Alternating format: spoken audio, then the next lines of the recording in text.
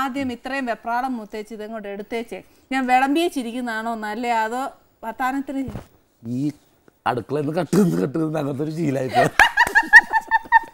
നേരത്തെ പോലുള്ള ശീലോ ശരിയാണത് അമ്മ പറയും കട്ടുന്ന ആളായിരുന്നു ഞാൻ ചെറുപ്പത്തില്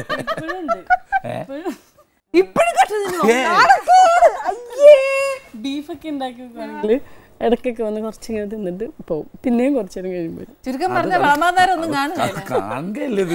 ഇല്ല ഞാൻ കാണില്ല ഞാൻ ചിലപ്പോ വേറെ എന്തെങ്കിലും ചെയ്തോണ്ടിരിക്കുവാണ് അത് കാണാണ്ട് വരുമല്ലേ ആ സത്യം രശ്മി ഞാനൊരു കാര്യം ചോദിക്കട്ടെ രശ്മിയുടെ ആറ്റിറ്റ്യൂഡ് എങ്ങനെയായിരിക്കും ശരിക്കും ഇങ്ങനെ വന്ന് ഇടയ്ക്കിടയ്ക്ക് നോക്കുമ്പോഴത്തേനെ അപ്പൊ രശ്മി ശരിക്കും പേടിച്ചിട്ടാണ് പതുക്കെ വന്ന് കട്ട് തിന്നുന്നേ ആലയ്ക്കൊന്നും ഒന്നും പറയാൻ പറ്റില്ല അപ്പൊ മുമ്പിലത്തെ വയലൊരു വർഷം ഉണ്ടാവും ഇല്ല അത് ചിക്കൻ ആണെങ്കിൽ മാത്രം അപ്പൊ പ്രശ്നമില്ലല്ലോ ചിക്കൻ ആണെങ്കിൽ മാത്രമേ ഉള്ളൂ ചിക്കൻ ആണെങ്കിൽ ഞാൻ ചിൻചട്ടിയിൽ ഇടുമ്പോ മുതൽ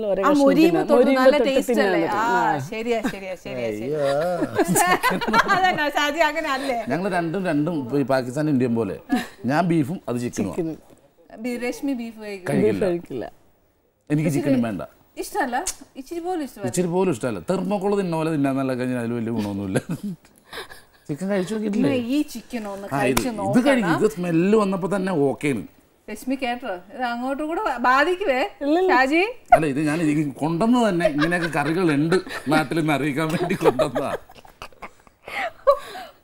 ഞാൻ എന്തായാലും തനത്താനം എടുത്തു ഇനി ഞാൻ വിളമ്പി തരട്ടെ തന്നോളൂ അതാ നല്ല ഇതുകൊണ്ട് വിളമ്പണ്ട അതവിടെ ഇത് ഇരുന്നിട്ട് ഇനിയിപ്പോ ഒരു മനസ്സമാധാനക്കേട് വേണ്ട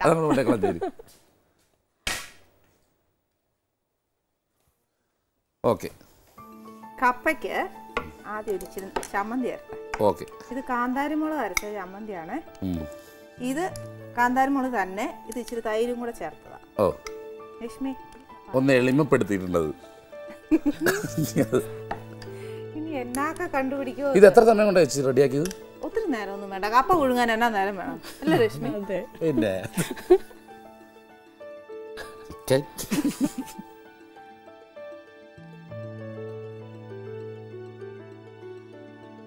വരും അങ്ങോട്ട്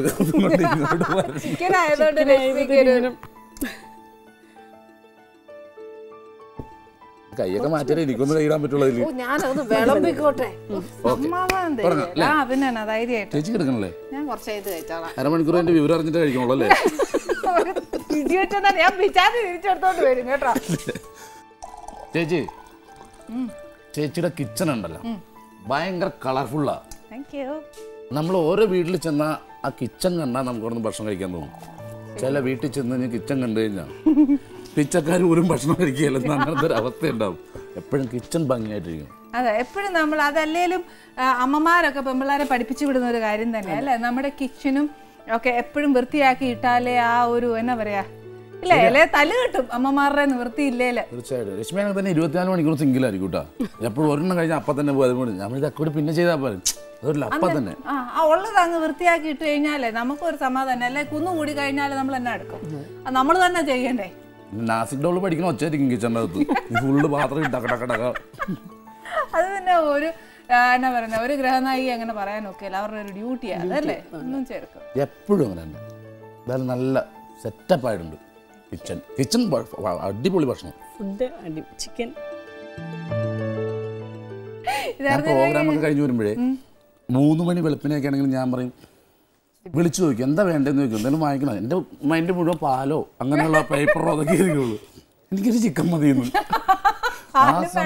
ആ സമയത്ത് ചിക്കൻ കൊണ്ട് 3 മണി വെളുപ്പിനെ കഴിച്ചിട്ട് കിടന്നുറങ്ങുള്ളൂ സത്യം 3 മണി വെളുപ്പാൻ കാലത്ത് അത്ര ഇഷ്ടം ചിക്കൻ പിന്നെ അതാണ് വീട്ടിൽ ഞാൻ കോഴിനെ വളർത്തണല്ലോ ഞാൻ കോഴിക്കുട്ടി കയറി പിടിച്ചു തന്നാലെന്ന് പറഞ്ഞു 3 മണി വെളുപ്പിന് കോഴി കൂണ സമയത്ത് കഴുത്തിന് കടി വീഴും അപ്പൊ അതുകൊണ്ട് കോഴിയില്ല വീട്ടില് കോഴി കൂമ്പോ കഴുത്തൊക്കെ പിടി വരുമെന്ന് അല്ല 3 മണിക്ക് കഴിക്കാന്ന് വെച്ചാൽ എന്താ കഴിച്ചോ ഇടക്ക് സംസാരിക്കാൻ വേണം കേട്ടോ അതാ ഞാൻ ചോദിക്കും ശരിക്കും ഷാജി ശരിക്കും ഒഫീഷ്യൽ നെയിം എന്തുവാ സാജു പിന്നെ ഷാജി പിന്നെ പാഷാണം ഈ പാഷാണം എന്ന് പറഞ്ഞാൽ എന്നാന്നറിയാത്തല്ലേ നമുക്ക് എല്ലാവർക്കും അറിയാം കറക്റ്റ് അത് എന്റെ പേരിൽ ഇപ്പൊ അങ്ങനെ ഉണ്ടെന്നുള്ളൂ പക്ഷെ എന്റെ സ്വഭാവത്തിൽ അതില്ല സ്വഭാവത്തിൽ ഉണ്ടായിരുന്ന അടുക്കള കയറ്റാൻ കൊള്ളൂല ആരെങ്കിലും കയറ്റുമോ പാഷാണോ പക്ഷേ രശ്മി ഞാൻ ഒരു കാര്യം പറയട്ടെ മിക്കവർക്കും ആ ഒരു പേര് നമ്മുടെ പേരിന്റെ കൂട്ടത്തിൽ ചേർന്നാൽ എല്ലാവർക്കും വലിയ അയ്യോ എൻ്റെ പേര് അങ്ങനെ ആയിപ്പോലെന്ന്. പക്ഷെ അഭിമാനത്തോടെ അന്തസ്സോടെ ആ പേര് സ്വീകരിച്ച ഏക വ്യക്തി ഇതാന്ന് തോന്നുന്നു ലോകത്തില്.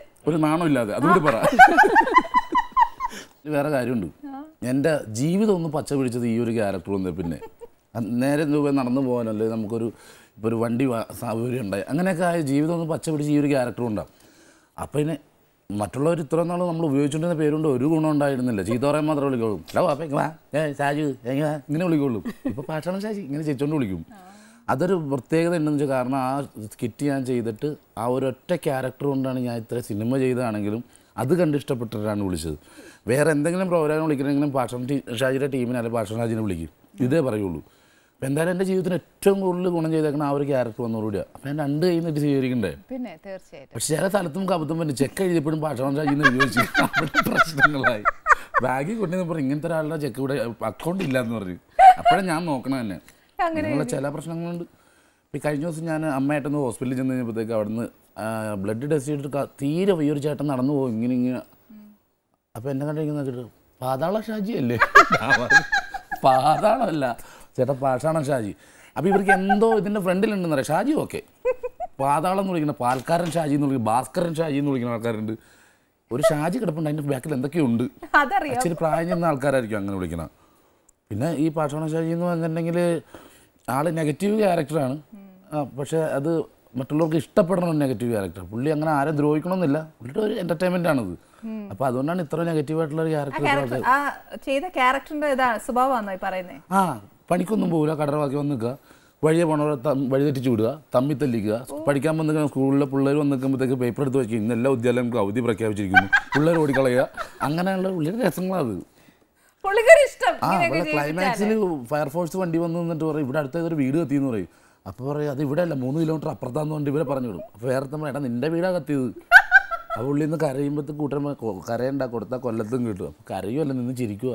നീ എന്താ വീട് കത്തിരുന്ന് ചിരിക്കണം? ഇന്ന് ബാങ്കുകാരൻ്റെ വീട് ജപ്തി ചെയ്യാൻ വരുമെന്ന് പറഞ്ഞു. ഇത് എന്തെടുത്തിട്ട് ജപ്തി ചെയ്യുമെന്ന് അറിയണ്ടേ? അപ്പോൾ അതുപോലും ഇങ്ങനെ കാണുന്ന ഒരു വ്യക്തിയാണ്. അല്ല, എല്ലായിടത്തും ഉണ്ട്. നമ്മുടെ നാട്ടിലൊക്കെ എല്ലായിടത്തും ഉണ്ട് അങ്ങനത്തെ ഒരാൾ.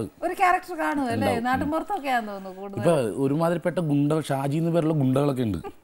അവർക്കിപ്പോൾ വലിയ ഗ്രിപ്പില്ല. അവരെന്ത് പറഞ്ഞാൽ ആ പോടാ അവിടെ നിന്ന് കളിപ്പിക്കാതെ പറയുള്ളൂ. എൻ്റെ ക്യാരക്ടർ വെച്ചാൽ അവരെ കാണുന്നത്. വരട്ടാനോട്ട് വരട്ടും പറ പിന്നെ പോടുന്നു. അങ്ങനെ കുറേ ഗുണങ്ങൾ ഗുണ്ടകൾക്ക് ഉണ്ടായിട്ടുണ്ട്. തല്ലും കിട്ടിയിട്ടുണ്ട് എനിക്ക്. എന്നൊരു അമ്മച്ചി ഓടിച്ചിട്ട് ഒറ്റ അട്ടി മൂന്നിൻ്റെ അടിച്ച് നീ ആ കൊച്ചിനെ തല്ലു കൊള്ളിക്കൂടാന്ന് വെച്ചാൽ അപ്പോൾ വൈഫ് മുമ്പേ പോവുക ഹോസ്പിറ്റലിൽ. അപ്പോൾ ഞാൻ ഇത് എന്തായിരുന്നു അപ്പോഴാണ് പറയുന്നത് ക്യാരക്ടർ പാഷാണംശാജിയാന്ന്. ഞാൻ അവനെ പുറം പൊള്ളി പിടിച്ച് അമ്മ അടിച്ചിട്ട്. അപ്പോൾ ഈ ക്യാരക്ടർ കൊണ്ട് തല്ലും കൊണ്ട് പ്രതീക്ഷിച്ചില്ല അടിച്ചിട്ട് പറയും നീ ആ ചക്കനെ തല്ലു കൊള്ളിക്കുവന്ന്.